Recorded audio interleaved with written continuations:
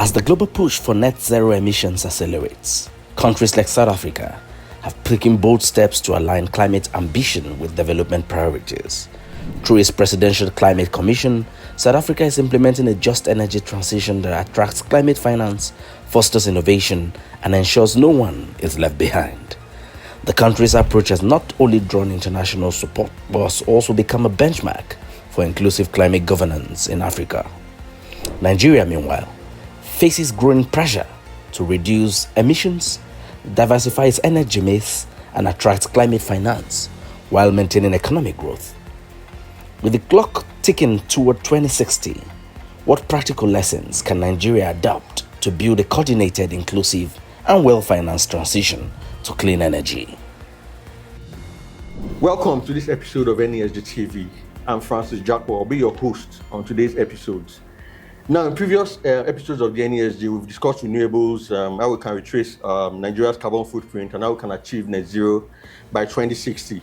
But what we haven't discussed is how we can access finance to make this target achievable, how we can protect livelihoods of communities, and how we can achieve bottom-up energy transition, not top-down. Now, Nigeria requires like $40 billion to achieve net zero by 2060. That's a tall order. But we have a lot to learn from economies like South Africa that have embraced just energy transition. I have with me in the room Mr. Dipak Patel. Is the head of the Climate Finance and Innovation, Presidential Climate Commission of South Africa. He's fresh from the Global South PL Learning Workshop happening here in Abuja, where we can learn how to leverage just energy transition to attract finance that can enable us to achieve net zero by 2060. Welcome, Mr. Patel. Thank you, and thank you for having me. Yeah, thank you. So, just for the benefit of our viewers who may not know what just energy transition is about, can you just break it down for us, as opposed to the regular energy transition that we are looking to achieve by 2060? Sure. So, let me say that from South Africa's point of view, we've always known that as part of our contribution to the decarbonization process, we needed to move away from coal-fired power generation to, as we increase generation for the renewable energy generation, to increasingly become a larger proportion. But we also knew that South Africa's dependence on coal, both in coal mining as well as in coal being used for electricity, that large sections of South Africa's population was dependent on these value chains. And that any move to decarbonize and approach net zero, in our case by 2050, meant that there was potential for negative impact on those communities, societies, and workers who were dependent on the existing fossil fuel supply and value chain. And for this reason, it was labor, actually, and that's very interesting in South Africa's case. It was organized labor who many years ago indicated that they understood that we needed, as part of the global good, to move towards net zero, but that we needed to ensure that this wasn't just going to be an energy transition, but it was going to be a just energy transition. And so even before we had our just energy transition, as the Presidential Climate Commission, through various engagements with all sectors of South African society, youth, churches, business, labor, as well as the NGO and the civil society organizations, conducted stakeholder engagements that asked a very fundamental question. As we make this move, what from your point of view would be the things that constitute justice in this transition? And it was very interesting. We came out as the Presidential Climate Commission with an understanding that justice has three components to it. First would be procedural justice, second would be restorative justice, and thirdly would be distributional justice. And we then took that as a perspective to the Cabinet of South Africa, which then endorsed this as a principled and a strategic framework within which all of our climate responses should be located. And when it comes to energy, we also know in South Africa, as a result of something like 92% of our electricity currently being generated through burning coal, that needed to also shift. And therefore, we understood that as we increased the production of electricity, this necessarily had to be with a preferential for want of a better word, strategy that promoted renewable energy. And so as we approach the end of life for our coal power stations, there is a general appreciation that these will not be replaced by new coal power stations, but that this gap will in fact be filled by renewable energy. Awesome, awesome. Now, this makes me wonder, because there's a lot of mindset shifts. You said labor was heavily involved. Now, how did you get people to transition? Because fossil fuel-based energy is something that everyone grew up with. So how did you get people to now make that shift from the mindset that is focused on fossil fuels to renewable energy? Well, it hasn't been an easy road, and I would be lying if I said that there were not still concerns about what the impact is going to be. In our case, in the province of Mpumalanga and Limpopo, where all of our coal mining is located, but secondly, in our power stations and in our coal mines, what the impact on workers are going to be. And so those three justice elements that I talked about, let me unpack them a little bit. Mm-hmm. So in the first instance, I said procedural justice. Yes. And procedural justice is today in South Africa understood by a slogan. It says nothing about us without us. Oh, awesome. And so we've embraced that as a fundamental principle, that if we needed to spend time and energy explaining to people why it was necessary, as South Africa for its own growth, development, and competitiveness, as well as for our contribution to the climate response globally, that there needs to be fundamentally a commitment to talking through until consensus. So that's procedural justice. Then there's restorative justice, and restorative justice talks about how you make amends for damage already done. And damage already done is in two phases. One, we all know that burning these fossil fuels has created health problems and has created generally a higher mortality and a lower, let's just say, age expectation in those areas where this has happened over the last 40, 50, 60 years. And therefore, we needed to find ways in which we could ameliorate that damage. And that would mean either through health systems or through alternative livelihoods. And then finally, we also know that communities in these coal belt areas, even if they are not directly formally employed by the value chain, have a dependence on their livelihoods through the informal sector, through their subsistence economies, through their subsistence agriculture, as well as for water on these facilities. And therefore, restorative justice for these communities means that as you make the transition, you pay careful attention to what economic diversification would look like for them over the next 10, 15, 20 years. Okay, so it's as long-term as that? It's as long-term as that. If we're talking about net zero by 2050 or so, we're talking about still another 25 years to go. And then finally, distributive justice, which is very, very important, where there are risks, but also benefits as it relates to the energy transition. And we're saying that both the risks and the benefits must be proportionally shared. Okay. And that means, in practical terms, that it can't just be large corporates who come in and profit on the back of this transition, but who also need to have some of those benefits transferred to ordinary people, communities, and in particular in the rural and peri-urban areas, to women and young people.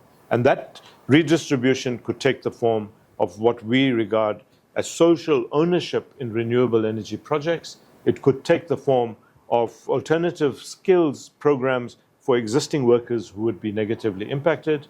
It would also take the form, for example, of ensuring that given that coal mining jobs are, for want of a better word, dangerous and dirty jobs, that those people and their families need to be given an opportunity for the younger people to actually acquire education and skills so that they can be prepared for the green economy of the future.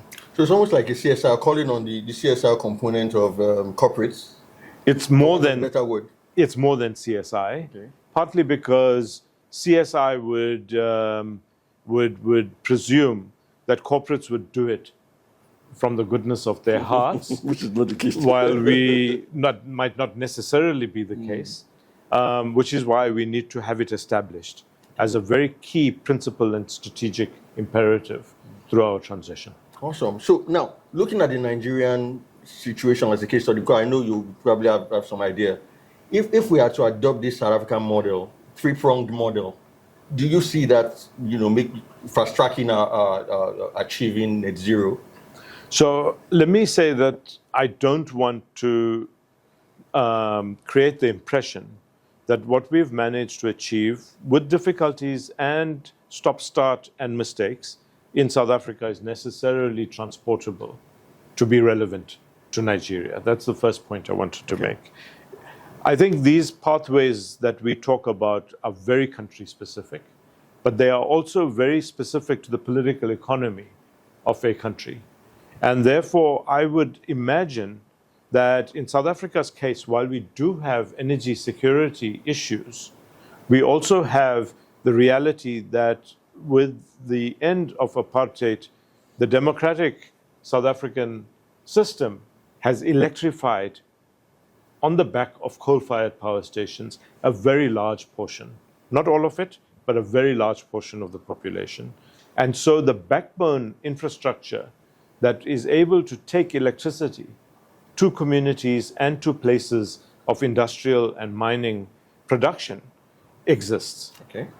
In the case of Nigeria, I would assume that you have a very high need for energy access to communities that currently do not have it. Obviously, there's an infrastructural gap. Correct. And that then begs the question, given that power, energy of all kinds is absolutely essential to the human development process, how do you undertake, as Nigeria, a rapid program of energy access in an affordable way that is widely enough distributed and available with reliability? And if that doesn't exist at the moment, the key question then to ask is, what is the best form of making this available? Now, I don't want to oversimplify it, but there is the case in the last 15 to 20 years of telecoms, where the old adage was that you needed copper wire running through thousands and thousands of kilometers, okay, in order to provide people with telecommunications capacity. We all know what the cell phone did.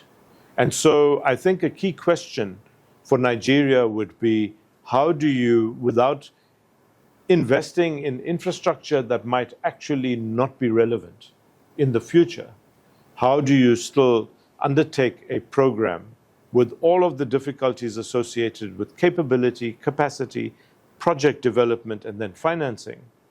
How do you undertake this journey to provide communities and businesses, industries, with energy access, affordable, reliable?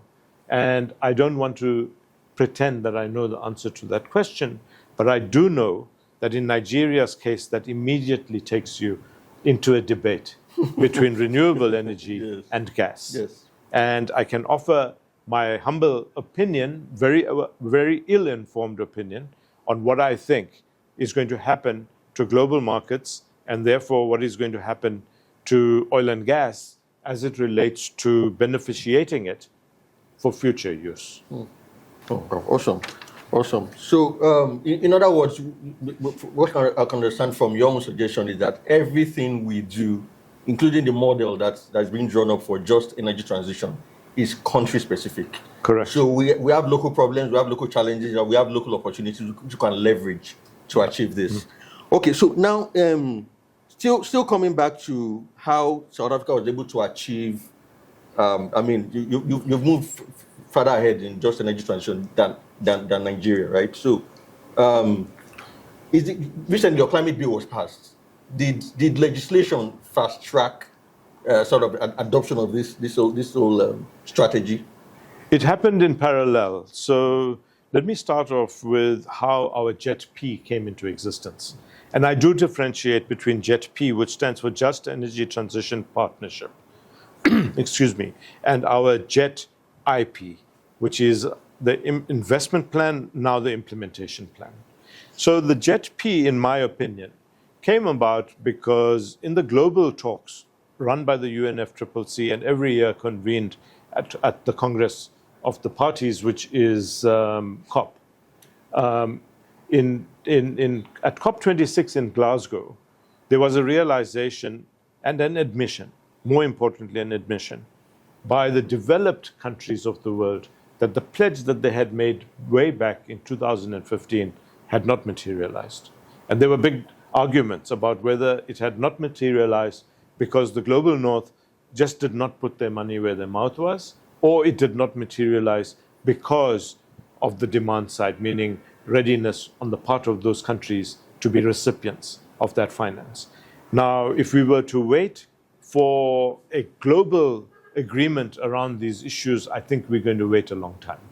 And so what happened at COP26 in Glasgow is that South Africa had just submitted its NDC, and NDC is nationally determined contributions, which independently of any coercion or any pressure, a country says, this is what we want to achieve through our decarbonization journey, and this is the period over which we will reach net zero. Every country does that. And in Nigeria's case, I think you have an NDC that goes to 2060, yep. Right? In our case, we said round about 2050. Okay. And the pathway to that would in fact be, as our coal-fired power stations become older and older, they will be decommissioned. But as our energy needs increase, that gap between coal closure and new needs will be filled preferably by renewable energy. And we then quantified that. It wasn't a very accurate quantification, but it was premised on South Africa's understanding of what our industrial structure looked like, what our export competitiveness looked like, what were the risks being faced because we have a very vibrant auto sector, what are the risks being faced as a result of our exports, which are hard to abate, which are iron and steel, as well as aluminium, and a couple of other things, which are critical for us as export materials. Those would increasingly come under the spotlight for being carbon intensive and become less competitive. And so on balance, we said we have to undertake this transition for the well-being of our economic and industrial structure. And in order to do this, we presented an NDC that we described as ambitious. And when a group of countries saw this on the sidelines of COP, not in the main negotiations, there was a meeting of minds.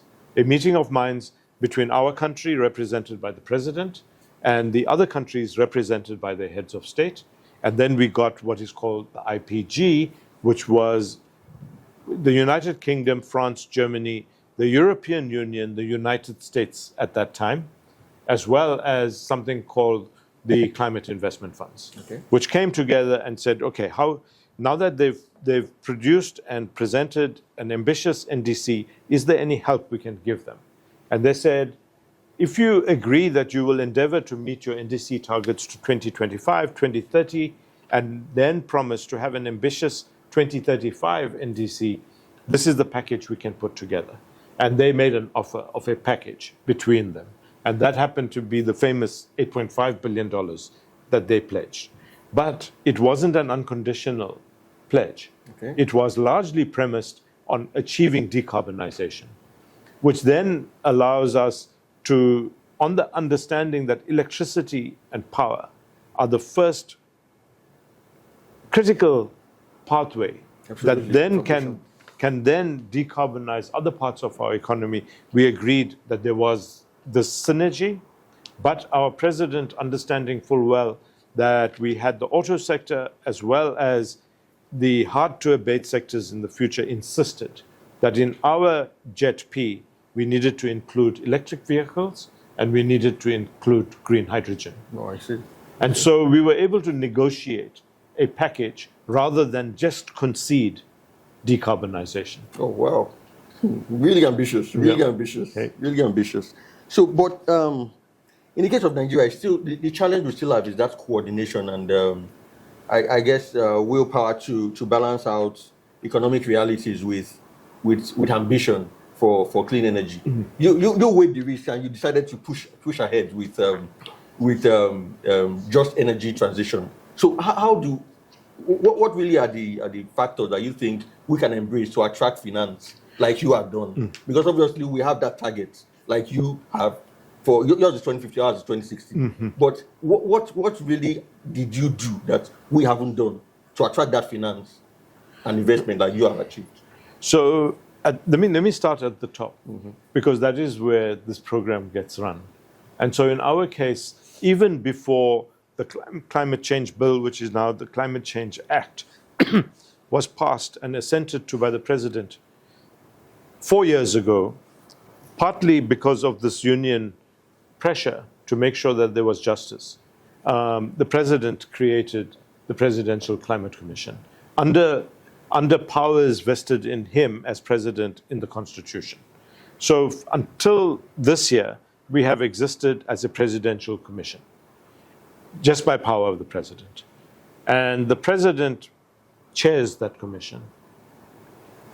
Up till now, ministers who had anything to do with just transition, environment, as well as energy, were then instructed by the president to cooperate and participate in this commission, to bring their perspectives to a place where the rest of society and social partners were going to have this debate and thrash it out. And so the Presidential Climate Commission, chaired by the president, is an avenue for consensus building, but there are two principal factors. Number one, it has to be grounded in real analysis, empirical evidence, and science. Number two, it had to speak to the well-being of all South Africans under the principle no one gets left behind. And then the PCC was enshrined in the bill that we're talking about. Oh, awesome. Okay, as what we call a Schedule 3 institution of the Constitution. And so with the bill having passed, with the president having assented to it, we retain our title, Presidential Climate Commission, still chaired by the president, but it has constitutional powers to independently advise all of government and all of society on all matters related to our climate response. Now I get into it. Now I get into it. Yeah, go on, please. And the critical stakeholders in the Presidential Climate Commission, as you would expect, are government, line departments, as well as ministers, business, labor, and we have a very special place for young people, and let's just call it the faith sector, because we are multi-denominational in our orientation to religious practice, right, and spirituality. And those would be the core group that need to bang their heads together on critical issues, informed by empirical evidence, analysis, and science, to come up with consensus pathways into the future. Awesome. So now, your 9 provinces, the just transition that you are getting to that point, would you say the target is evenly distributed across, or there are some provinces that haven't really gotten there yet? Do you have that challenge? Yeah. There's 2 levels, 2 spheres. We don't call them levels because they are constitutionally empowered. There are 3 spheres of government in South Africa, each with their own constitutionally defined mandates. National government, provincial government, and then local government. At the national level, clearly high-level strategic priorities, as well as development plans, as well as industrial policy is set. At the provincial level, there are, let's just say, more delivery-oriented powers, and these would include health, housing, education. At the local level, where you know the point of delivery is, those local government units have a constitutional mandate and therefore an obligation to provide basic services to people. We have to work through that constitutional reality in lockstep. It makes it very complicated because each of those levels or spheres has constitutional power. And therefore, the need for government itself to have coherence is hugely important. And the way in which we achieve this coherence is through ensuring that development plans at the level of provinces and at the level of local government are established based on the actual competitive advantage, economic and material conditions in those areas. Your question, to come to it directly, provinces will be differentially affected as we pass through the transition. Okay. Our provinces of Mpumalanga and Limpopo, already with a very, very high unemployment rate, is absolutely currently dependent on the fossil fuel or coal value chain. And therefore, those provinces need to be in the tent, having these conversations in the earlier part of our transition. And when I say earlier part of our transition, our energy transition, we believe, needs to gain momentum and come into its own by no later than 2035 to 2040. Okay, that's the short-term, immediate. So it's a more medium-term goal. Whereas there are other provinces which are differentially endowed. When I say differentially endowed, I mean Gauteng, for example, is a province that is the economic heartland, in which Johannesburg is, Pretoria is, and what we call the Midrand and Ekurhuleni are. And these are large metropolitan areas that, relative to the rest of the country, are richer. Then we have, of course, the Western Cape and Cape Town, which have their own individual, let's just say, histories, as well as, in some cases, political dynamics, because in our multi-party system, we have different parties who are majority in different provinces, in particular in the Western Cape. And so how do you marry all of this together into a coherent response? And that, for us, while I would say has been challenging, it has not been impossible. Okay. In the Eastern Cape, very poor province, is where our auto sector is largely located. And therefore, we can't run the risk of the auto sector collapsing as a result of internal combustion engine vehicles being banned in Europe, because 60% of the vehicles we produce in South Africa are for the export market, largely Europe. In the KwaZulu-Natal, we have a different set of industries and we have a different set of realities, including its own climate zone. And in KwaZulu-Natal, which is on the eastern seaboard, what we now know from 3 years of experience is that every year there's a real risk of catastrophic floods. Okay. Right? So you have to handle each province according to the realities that exist in those provinces, which then means that while there might be a national strategy, you need to tailor it to be relevant in its time frame for each of the provinces. So what's the vehicle for your sensitization? Obviously achieving, because like you said, there are different realities for different provinces and different levels. So what kind of sensitization do you do to ensure that everybody is carried along and then that coherence that achieved? Because here in Nigeria, we have subnationals and we have the federal, so how do we have that coherence? So development is even. So it's a question firstly for government about how it coordinates its affairs. And despite whatever political, either party political or constitutionally derived powers need to be harnessed, need to be what I would call aligned and then integrated, that is a complex process, and that I think government has to run. As it relates to society, with the Presidential Climate Commission, we've taken on the role of being the guardians of what we call procedural justice, as I've mentioned. And therefore, the PCC will be the watchdog to ensure that whatever we do includes people in the discussion, in the debate, for the full understanding that there will come a point in time where a decision needs to be made. But let us not make that decision with a legitimate accusation that we have not consulted and we have not taken communities along with us. So, some people feel net zero by 2060, and maybe medium term 2030 for us is ambitious. Will there ever come a time you feel where energy access can be universal and we can do away with fossil fuels entirely? Or is it just one of those things that people say? I think we have, in our analysis, in the last 10 years of our journey to 2050, a tail end problem. And that is a residual need because of energy intensity and because of energy access and security issues, where there will be a long tail of fossil fuel, let's just say, relevance. But this begs the question, right? If we want a development path and on that basis argue that we want to continue to emit, in particular CO2, but increasingly now we understand methane, which is more dangerous than CO2, then we have to ask the question, do we want to hurry along utilizing fossil fuels to develop our societies and our economies in an environment where we know the whole world is at risk. And so this is a really existential core question. And if we say, listen, we have to turn back the tide on climate change, then we have to all do our bit. And when we all choose to do our bit, we must find strategic pathways to achieve that, even if it means, and this is the rub, because our Minister of Minerals used to say, God endows us with coal. You saying we must just leave it in the ground? And I'm sure there's a similar feeling, right, in countries that are endowed with oil and gas. And there the key question is one, I think, based on risk as well as doing the right thing. And why do I say risk?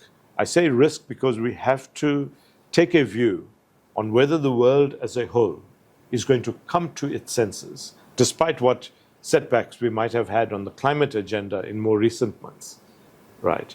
And come to the conclusion that for our own continued existence, we need to reverse, or at least slow down, and if possible, reverse climate change. If that is the case, then I'm afraid that asset which might sit on the seabed, in the seabed, which might sit in our oil wells, which might sit, in our ground, in our case, might have to be left behind. Interesting. And just the final question. So you are just fresh from the Global South Peer Learning Workshop. So what really are they? Just give us three items we should take from it. I think it's very, very important for the Global South countries to be talking to each other. So that's point number one. I've always been an advocate that we cannot be selected by clubs from the developed world who will then engage with us without us engaging with each other. And so for me, a very, very important almost principled view has always been that those of us in the developing world who have similar issues, although there are differences in each one of our political economies, need to be sharing our experiences. With respect to this Global South-South exchange, for me, I did wonder whether I should make the long trip to come and participate in it.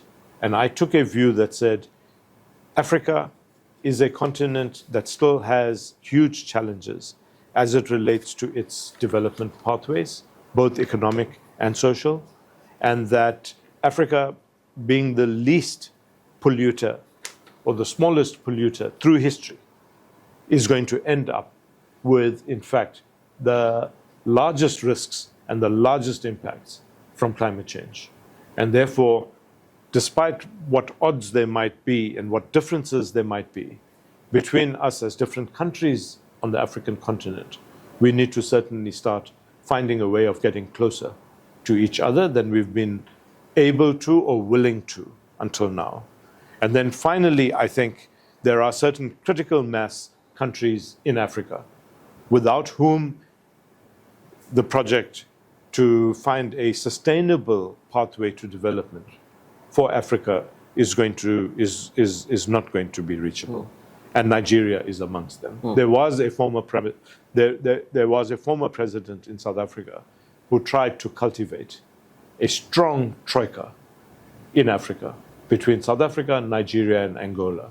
And I think in his time, he probably had the wisdom of looking into the future to ask the question, who are the critical countries in Africa who, if they do not work together, number one, if they do not see the world in the future through the same lens, number two, and number three, find a way, despite their differences in reality, find a way to working in harmony and walking this path together.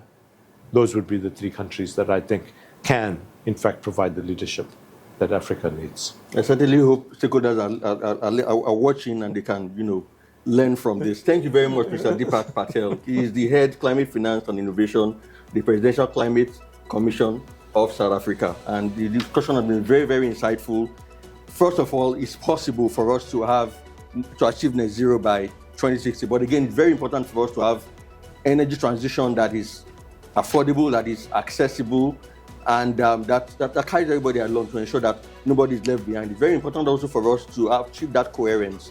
Like Mr. Patel said, the global south, countries in the global south have to be talking to each other. They have to ensure that everybody has that uniformity of purpose to ensure that just energy transition is not only achieved, but is sustainable at the end of the day.